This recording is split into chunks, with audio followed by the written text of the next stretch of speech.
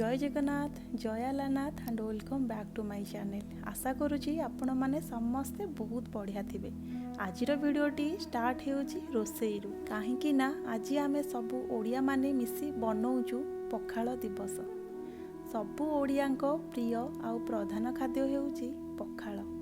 ओडिशा रे प्राय कम लोक थिबे जहाकू पखाल पसंद नुहे, बट आमको तो पखाल बहुत ही पसंद। खरा दिने पखाल खाई सारी तोराणी टिके पी देले तार जो शांति से बा आउ कोठु मिलिबो। आम ओडिया मानक पई सबुदिन हैला पखाल दिवस। बास मार्च 20 को पखाल दिवस रूपे पालन करा जाउछि बोली आमे ओडिया माने भाबिलु समस्ते मिसी पखाल पार्टी कले बहुत भल हेबो। पखाल सह खाइबा पई साइड रे आमे बहुत सारा आइटम करिथिलु, जेमिति कि माछ, चिकेन, चुंगुड़ी, बड़ी चूरा, आलू पोड़ार भर्ता और बहुत सारा चिप्स। तो ये देखि पारुथिबे आम पखाल छुंक देकी प्रस्तुत भी हो गला। मोर मने पड़ी जाउची पिला बेलर कथा। खरा दिने बोऊ आ खुड़ी माने मिसी पखाल सह खाइबा पई 4-5टा आइटम बनै थांती। आ से सब को जिते बेले आमे मिसिकी खाऊ तार स्मृति ही किछि अलगा। बट से पिला दिन तो आउ नाही, बास खाली रही जाइछि स्मृति। तो ये देखि पारुथिबे छुआ माने तांको कामरे पूरा बिजी अछंती आ बॉयज माने मिसिकी तास खेलुछंती।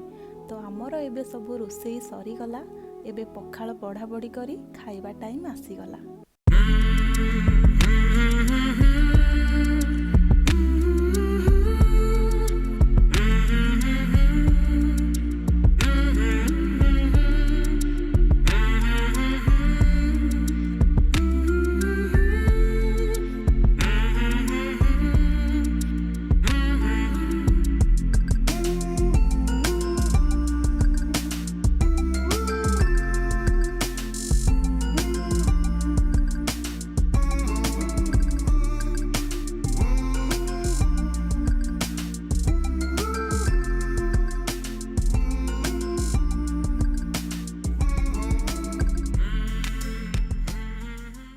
एबे आमे पखाल खाइबा पई समस्ते बसीगलु।